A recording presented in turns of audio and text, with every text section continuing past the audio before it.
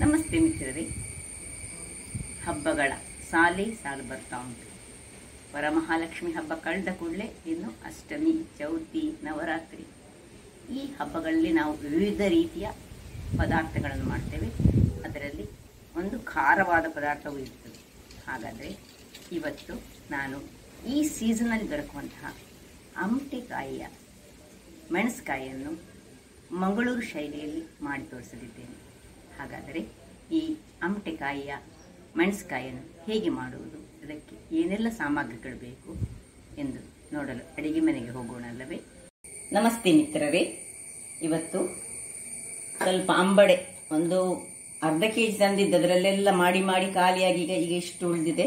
ಈ ಅಮಟೆಕಾಯಿಯಿಂದಾಗಿ ನಾವಿವತ್ತು ಈ ಮಂಗಳೂರು ಶೈಲಿಯ ಮೆಣಸ್ಕಾಯಿಯನ್ನು ಮಾಡೋಣ.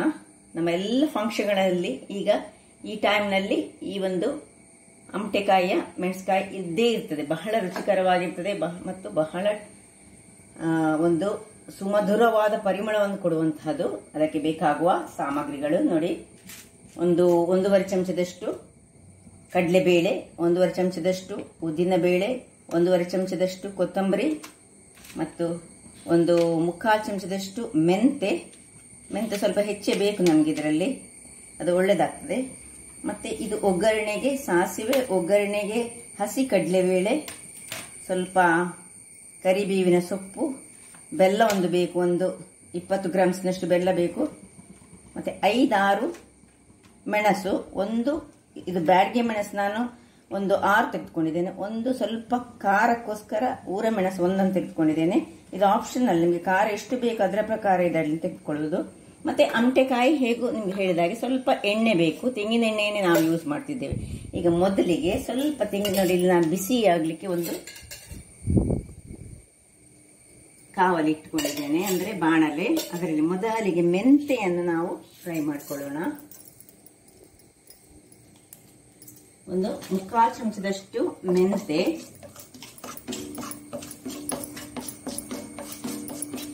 ಸ್ವಲ್ಪ ಫ್ರೈ ಆಗುವಾಗ ನೋಡಿ, ಸ್ವಲ್ಪ ಕಲರ್ ಬರುವಾಗ ಈಗ ನಾವು ಇದಕ್ಕೆ ಈ ಕಡಲೆಬೇಳೆಯನ್ನು ಹಾಕೊಳ್ಳೋಣ. ನೋಡಿ, ಕಡಲೆಬೇಳೆಯನ್ನು ಇದರಲ್ಲಿ ಹಾಕೊಳ್ಳೋಣ.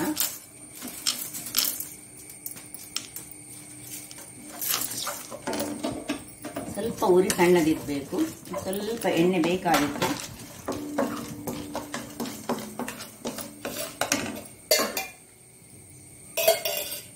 ಇನ್ನು ಕಡಲೆ ಬೇಳೆ ಸ್ವಲ್ಪ ಬೇಯುವ, ಇದು ಫ್ರೈ ಆಗುವಾಗ ಈ ಉದ್ದಿನ ಬೇಳೆಯನ್ನು ಹಾಕೊಳ್ಳೋಣ.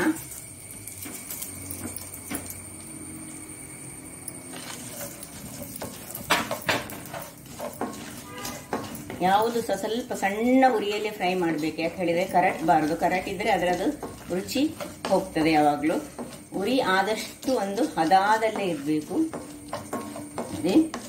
ಇಷ್ಟಾಗುವಾಗ ಈ ಕೊತ್ತಂಬರಿ ಬೀಜವನ್ನು ಹಾಕೊಳ್ಳೋಣ. ಇದಕ್ಕೆ ಎಲ್ಲವೂ 1.5 ಚಮಚದಷ್ಟು ನಾನು ತೆಗೆದುಕೊಂಡಿದ್ದೇನೆ. ಮೆಂತೆ ಮಾತ್ರ 3/4 ಚಮಚದಷ್ಟು ತೆಗೆದುಕೊಂಡಿದ್ದೇನೆ. ಇನ್ನು ಸ್ವಲ್ಪ ಕರಿಬೇವಿನ ಸೊಪ್ಪನ್ನು ಇದಕ್ಕೆ ಹಾಕೊಳ್ಳೋಣ. ಕರಿಬೇವು ಯಾವುದೇ ಒಂದು ಖಾದ್ಯಗಳಲ್ಲಿ ಬಹಳ ಪರಿಮಳವನ್ನು ಸಹ ಕೊಡ್ತದೆ, ರುಚಿಯನ್ನು ಸಹ ಕೊಡ್ತದೆ, ಹಾಗೂ ಆರೋಗ್ಯದಾಯಕವಾದುದು. ಆದ್ದರಿಂದಾಗಿ ಹೆಚ್ಚಾಗಿ ಕರಿಬೇವನ್ನು ನಾವು ಈ ಮಸಾಲೆ ಪದಾರ್ಥಗಳಲ್ಲಿ ಮಿಕ್ಸ್ ಮಾಡುವಾಗಲೇ ಯೂಸ್ ಮಾಡಿದರೆ ಆರೋಗ್ಯಕ್ಕೆ ಬಹಳ ಉತ್ತಮ. ಈಗ ಈ ಮೆಣಸನ್ನು ಹಾಕೊಳ್ತಿದ್ದೇನೆ. ನೋಡಿ,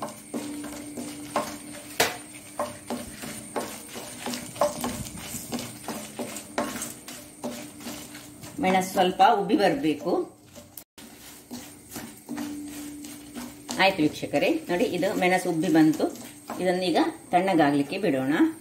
ಈಗ ಇದೇ ಪಾತ್ರೆಯಲ್ಲಿ, ಇದೇ ಗ್ಯಾಸ್ನಲ್ಲಿ ಒಂದು ಬಾಣಲೆಯನ್ನು ಇಟ್ಟುಕೊಂಡು ಇದಕ್ಕೆ 1 ಲೋಟದಷ್ಟು ನಾನು ನೀರನ್ನು ಹಾಕೊಳ್ತಿದ್ದೇನೆ. ಇದು ಅಲ್ಲೇ ಸ್ವಲ್ಪ ಕುದಿತಾ ಬರಲಿ. ಅಷ್ಟು ಹೊತ್ತಿನಲ್ಲಿ ನಾವು ಈ ಅಮಟೆಕಾಯಿಯನ್ನು ನಾವೇನು ಮಾಡ್ಬೇಕು ಹೇಳಿದ್ರೆ ಒಳ್ಳೆ ಗುದ್ದಿಕೊಳ್ಬೇಕು. ನೋಡಿ, ಎಳತ್ತಾದ್ರೆ ಬಹಳ ಚೆನ್ನಾಗಿರ್ತದೆ. ಸರಿ ಗುದ್ದದಿದ್ರೆ ಗುದ್ದಿ ನೋಡಿ, ಹೀಗೆ ಗುದ್ದಿಕೊಂಡು ನಮ್ಮ ಹತ್ರ ಕಡಿಯುವ ಕಲ್ಲು ಇದ್ರೆ ಅದು ಬಹಳ ಒಳ್ಳೆಯದು, ಅದರಲ್ಲಿ ಮಾಡಬಹುದು. ಕಡಿಯುವ ಕಲ್ಲಿನಲ್ಲಿ ನಾವೆಲ್ಲ ಹಿಂದಿನವರು, ನಮ್ಮ ಹಿರಿಯರು ಹೀಗೆ ಮಾಡ್ತೇವೆ ನೋಡಿ. ಇದನ್ನು ಹೀಗೆ ತೆಗೆದು ಇದರಲ್ಲಿ ಹಾಕುದು. ಇದು ಬಿಸಿ ಆಗ್ತಾ ಇರುವಾಗಲೇ ಇಲ್ಲಿ ನೋಡಿ ಎಲ್ಲವನ್ನು ನಾನು ಹಾಗೆ ಗುದ್ದಿಕೊಂಡು ನಿಮಗೆ ತೋರಿಸ್ತೇನೆ. ನೋಡಿ ವೀಕ್ಷಕರೇ, ಇಲ್ಲಿ ನೋಡಿ ಎಲ್ಲ ಗುದ್ದಿಕೊಂಡಾಯಿತು. ಈಗ ಎಲ್ಲವನ್ನು ಸಹ ಇದರೊಳಗೆ ಹಾಕೊಳ್ಳೋಣ. ಸ್ವಲ್ಪ ಉರಿ ಸ್ವಲ್ಪ ದೊಡ್ಡದು ಮಾಡಿ ಸ್ವಲ್ಪ ಹಳದಿ ಪೌಡರ್ ಹಾಕೊಳ್ಳೋಣ ಇದಕ್ಕೆ. ನೋಡಿ ಸ್ವಲ್ಪ ಬೇಕಿದ್ರೆ ಗುದ್ದಿಕೊಂಡ ಇದಕ್ಕೆ ನೀರನ್ನು ಸಹ ನಾವು ಹಾಕೊಂಡು ಮಾಡಬಹುದು. ಇದಕ್ಕೆ ಸ್ವಲ್ಪ ಗುದ್ದಿಕೊಂಡ ಈ ಹುಳಿ ಅಂಶಗಳು ಇದರಲ್ಲಿ ಇರ್ತದೆ. ಇದು ಏನು ಹೇಳಿದ್ರೆ ಗುದ್ದುವಾಗ ನಾವು ಒರಳು ಅಂದ್ರೆ ಕಲ್ಲಿನಲ್ಲಿ ಗುದ್ದಬೇಕು, ಇಲ್ಲದಿದ್ರೆ ಇಂತಹ ಹಾಳೆ ಇದ್ರೆ ಹಾಳೆಯಲ್ಲಿ ಹಾಗೆ ಗುದ್ದಿದ್ರೆ ಬಹಳ ಉತ್ತಮ. ಈಗ ಇದಕ್ಕೆ ಸ್ವಲ್ಪ ನಾವು ಹಳದಿ ಹುಡಿಯನ್ನು ಹಾಕೊಳ್ಳೋಣ. ಹಳದಿ ಹುಡಿ, ಸ್ವಲ್ಪ ಕರಿಬೇವಿನ ಸೊಪ್ಪು, ಇನ್ನು ಸ್ವಲ್ಪ ಬೆಲ್ಲ ಅಗತ್ಯ ಉಂಟು. ಯಾಕಂದ್ರೆ ಹುಳಿ, ಖಾರ ಮತ್ತು ಸಿಹಿ ಎರಡು ಮಿಶ್ರಿತವಾದ ಈ ಒಂದು ಅಮಟೆಕಾಯಿಯ ನಾವು ಮೆಣಸ್ಕಾಯಿ ಮಾಡ್ತಾ ಇದ್ದೇವೆ ನಾವು. ಈಗ ಇದನ್ನು ಮುಚ್ಚಿಟ್ಟುಕೊಂಡು ನಾವು ಇಳಿಸೋಣ. ಇಲ್ಲಿ ನೋಡಿ ಇದು ತಣ್ಣಗಾಗಿದೆ. ಈಗ ಇದನ್ನು ಒಂದು ಮಿಕ್ಸಿಯಲ್ಲಿ ಹಾಕಿ ನಾನು ಇದರದ್ದು ಮಸಾಲೆ ಮಾಡಿ ತರ್ತೇನೆ. ಇದಕ್ಕೆ ತೆಂಗಿನಕಾಯಿಯನ್ನು ಯೂಸ್ ಮಾಡಲಿಕ್ಕಿಲ್ಲ, ಇದರಲ್ಲೇ ಬರಬೇಕು ನಮಗೀಗ. ನಾವೀಗ ಖಾಲಿ 7 ಅಮಟೆಕಾಯಿಯಿಂದ ಮಾಡ್ತಿದ್ದೇವೆ. ತುಂಬಾ ಮಾಡುವಾಗ ಈ ಪ್ರಮಾಣಗಳನ್ನು ನೀವು ತುಂಬಾ ಹೆಚ್ಚು ಮಾಡ್ಕೊಳ್ಬೇಕು. ಈಗ ನಾನು ಮಿಕ್ಸಿ ಜಾರಿಗೆ ಇದನ್ನು ಹಾಕೊಳ್ತೇನೆ. ಆಮೇಲೆ ಇದನ್ನು ಸ್ವಲ್ಪ ನೀರು ಹಾಕೊಂಡು, ಹುಳಿ ಹಾಕ್ಲಿಕ್ಕೆ ಇದಕ್ಕೆ ಇಲ್ಲ, ಹುಳಿ ಇಲ್ಲ, ಬೆಳ್ಳುಳ್ಳಿ ಇಲ್ಲ, ಅಥವಾ ನಿಮ್ಮದು ನೀರುಳ್ಳಿ ಇಲ್ಲ, ಬೇರೆ ಏನು ಹಾಕೊಳ್ಳಿಕ್ಕಿಲ್ಲ. ಇದು ಹೆಚ್ಚಾಗಿ ಈ ಫಂಕ್ಷನ್ಗಳಲ್ಲಿ ಮಾಡುವಂತಹದ್ದು ಮತ್ತು ದೇವಸ್ಥಾನಗಳಲ್ಲಿ ಹೆಚ್ಚಾಗಿ ಮೆಣಸಿನಕಾಯಿ ಇರ್ತದೆ.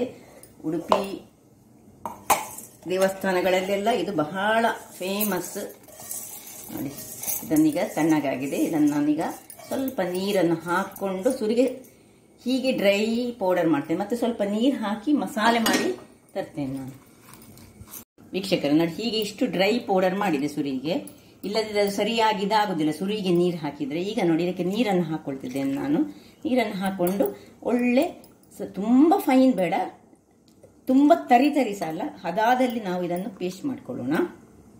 ಇಲ್ಲಿ ನೋಡಿ ವೀಕ್ಷಕರೇ, ನೋಡಿ ಹೀಗೆ ಇಷ್ಟು ಫೈನ್ ಆದ ಪೇಸ್ಟ್. ಅಂದ್ರೆ ತುಂಬಾ ಫೈನ್ ಅಂತ ಹೇಳುದಿಲ್ಲ ನಾನು. ನೋಡಿ ಹೀಗೆ ಇರಬೇಕು. ಇದನ್ನು ಹೀಗೆ ಇಟ್ಕೊಳ್ಳೋಣ. ಇಲ್ಲಿ ನೋಡಿ ಇದು ಬೆಂತ ಬಂತು ನೋಡಿ. ಇದಕ್ಕೆ ನಾವೀಗ ಗುದ್ದಿಕೊಂಡ ಕಾರಣ, ಇದು ಯಾಕೆ ಗುದ್ದುದು ಹೇಳಿದರೆ, ಈ ಅಮಟೆಕಾಯಿಯನ್ನು ಈ ನಾವು ಹಾಕುವಂತಹ ರಸ ಮಸಾಲೆ ಅದರ ಒಳಗೆ ಸಂತ ಎಳೆದುಕೊಂಡು ನಮಗೆ ಅದರ ಟೇಸ್ಟ್ ನಾವು ಊಟ ಮಾಡುವಾಗ ಬಹಳ ಚೆನ್ನಾಗಿ ಬರ್ತದೆ. ಈಗ ಉಪ್ಪನ್ನು ಹಾಕೊಳ್ತಿದ್ದೇನೆ. ಎಷ್ಟು ನಮಗೆ ರುಚಿಗೆ ತಕ್ಕಷ್ಟು ಉಪ್ಪು. ಸೊ ಉಪ್ಪು ಹಾಕಿ ಆಯಿತು, ಬೆಲ್ಲ ಉಂಟು ಅದರಲ್ಲಿ, ಮತ್ತೆ ಅಮಟೆಕಾಯಿ, ಹಳದಿ ಅಷ್ಟೇ ಇರುದು. ಈಗ ಇಲ್ಲಿ ನೋಡಿ, ಈಗ ಉಪ್ಪು ಇದರಲ್ಲಿ ಎಳಿತಾ ಬರುವಾಗ ನಾವು ನೋಡಿ ಈ ಮಸಾಲೆಯನ್ನು ಇದಕ್ಕೆ ಹಾಕೊಳ್ಳೋಣ. ಇದು ಎಷ್ಟು ದಿವಸ ಆದ್ರೂ ಸಹ ಹಾಳಾಗುದಿಲ್ಲ ವೀಕ್ಷಕರೇ. ಇದನ್ನು ಒಂದು 10 ದಿವಸ ಸಹ ಇಟ್ಟುಕೊಳ್ಬಹುದು. ಯಾಕಂದ್ರೆ ನಾವು ಇದಕ್ಕೆ ತೆಂಗಿನ ತುರಿಯನ್ನು ಹಾಕೋದಿಲ್ಲ ನೋಡಿ. ಮತ್ತೆ ಉದ್ದಿನ ಬೇಳೆ ನೋಡಿ, ಒಂದು ಪರಿಮಳ, ಉದ್ದಿನ ಬೇಳೆ ಈ ಮಸಾಲೆಯ ಪರಿಮಳವೇ ಹೀಗೆ ಹಾಕುವಾಗಲೇ ಬಹಳ ಚೆನ್ನಾಗಿ ಬರ್ತಾ ಉಂಟು. ತುಂಬಾ ನೀರು ಮಾಡ್ಲಿಕ್ಕೆ ಸಹ ಇಲ್ಲ. ಇದನ್ನು ತುಂಬಾ ದಪ್ಪ ಸಹ ಬೇಡ ನೋಡಿ. ಇದಕ್ಕೆ ಸ್ವಲ್ಪ ಇನ್ನು ಈ ಮಿಕ್ಸಿ ತೊಳೆದ ನೀರನ್ನೆಲ್ಲ ಹಾಕೊಂಡು ಸ್ವಲ್ಪ ಹದ ಮಾಡ್ತೇನೆ ನಾನೀಗ. ವೀಕ್ಷಕರೇ ನೋಡಿ, ಈ ಮಿಕ್ಸಿಯ ತೊಳೆದ ನೀರನ್ನು ಸಹ ಈಗ ಇದಕ್ಕೆ ಸ್ವಲ್ಪ ನಾನು ಹಾಕೊಳ್ತಿದ್ದೇನೆ. ಇದು ಸಹ ಸ್ವಲ್ಪ ದಪ್ಪವೇ ಆಯಿತು. ಸ್ವಲ್ಪ ಇನ್ನೂ ಸಹ ಸ್ವಲ್ಪ ನೀರನ್ನು ಹಾಕೊಳ್ಳೋಣ. ತುಂಬ ನೀರು ಸಹ ಆಗಬಾರ್ದು.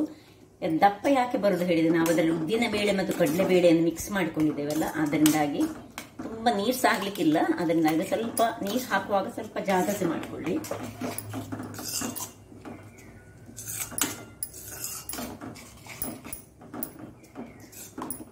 ಈಗ ಇದನ್ನು ಸ್ವಲ್ಪ ಮುಚ್ಚಿಟ್ಕೊಳ್ಳೋಣ.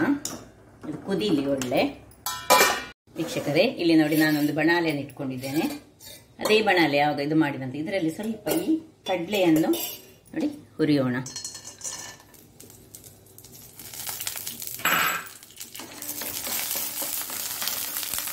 ಸಣ್ಣ ಉರಿಯಲ್ಲಿ ಸ್ವಲ್ಪ ಕಡಲೆ, ಅದಾದ್ರೆ ಇದರಲ್ಲಿ ಈ ಒಂದು ಮೆಣಸಿನಕಾಯಿಗೆ ಬರುವಂತಹ ರುಚಿಯೇ ಈ ಕಡಲೆಯಿಂದ ಬಹಳ ಚೆನ್ನಾಗಿರ್ತದೆ. ನಡು ನಡುವಲ್ಲಿ ಆ ಅಮಟೆಕಾಯಿಯ ಒಟ್ಟಿಗೆ ಈ ಒಂದು ಕಡಲೆ ಸಹ ಫ್ರೈ ಆದ ಕಡಲೆ ಅದರಲ್ಲಿ ಬೆಂದು ಸಿಕ್ಕುವಾಗ ನಮಗೆ ಅದು ಬಹಳ ರುಚಿಕರವಾಗಿರ್ತದೆ.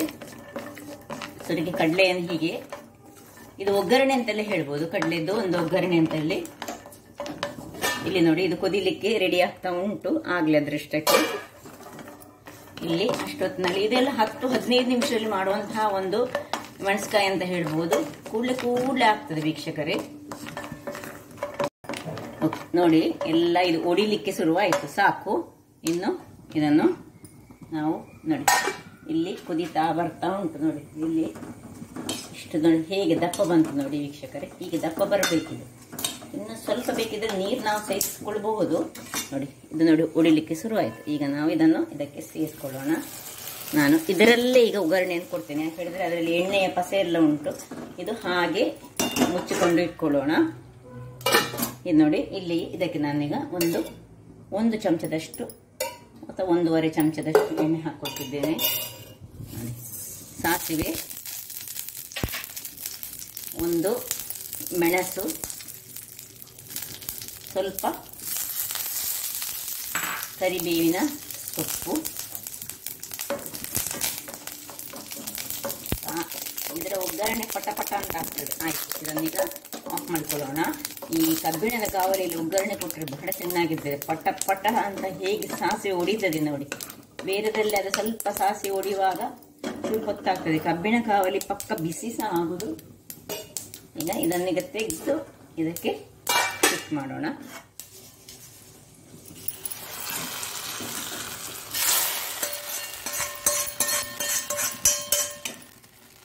ಆಯ್ತು, ರುಚಿಯಾದ ಅಮಟೆಕಾಯಿದು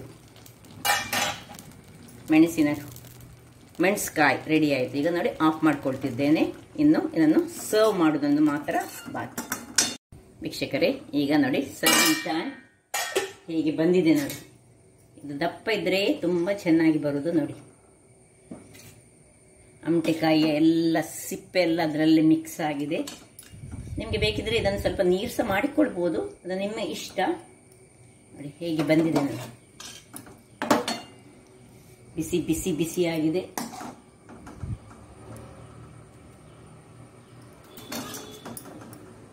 ಇದು ಒಟ್ಟು ನಾನು ಒಂದು 7 ಅಂದ್ರೆ ಉಳಿದದ್ರಲ್ಲಿ ಮೊನ್ನೆ ಎಲ್ಲ ನಾನು ಬೆಂಡೆಕಾಯಿಗೆ ಹಾಕಿ ಮಾಡಿದ್ದೇನೆ. ಬೆಂಡೆಕಾಯಿಗೆ ಸಹ ಈ ಊರ ಬೆಂಡೆಕಾಯಿ ಇದ್ರೆ ಇದಕ್ಕೆ ಈ ಅಮಟೆಕಾಯಿ ಹಾಕಿದ್ರೆ ಅದು ಇನ್ನೂ ರುಚಿಕರವಾಗಿರ್ತದೆ ವೀಕ್ಷಕರೇ. ಹಾಗಾದ್ರೆ ನೋಡಿದ್ರಲ್ಲ, ಇಷ್ಟೊಂದು ಸುಲಭ, ಒಂದು 10-15 ನಿಮಿಷದೊಳಗೆ ಮಾಡುವಂತಹ ಈ ಅಮಟೆಕಾಯಿಯ ಮೆಣಸ್ಕಾಯಿ ಮ್ಯಾಂಗ್ಳೂರ್ ಸ್ಟೈಲ್ ಅಲ್ಲಿ. ಹಾಗಾದ್ರೆ ನನ್ನ ಈ ಕುಕಿಂಗ್ ಚಾನಲ್ ನಿಮಗೆ ಇಷ್ಟ ಆದರೆ ಬೋಳೂರು ಸುವರ್ಣ ಚಾನಲನ್ನು ಲೈಕ್ ಮಾಡಿ, ಶೇರ್ ಮಾಡಿ ಹಾಗೂ ಸಬ್ಸ್ಕ್ರೈಬ್ ಮಾಡಿ. ಹಾಗೂ ನನ್ನ ಇನ್ಸ್ಟಾಗ್ರಾಮ್ ಪೇಜನ್ನು ಫಾಲೋ ಮಾಡಿ. ಧನ್ಯವಾದಗಳು.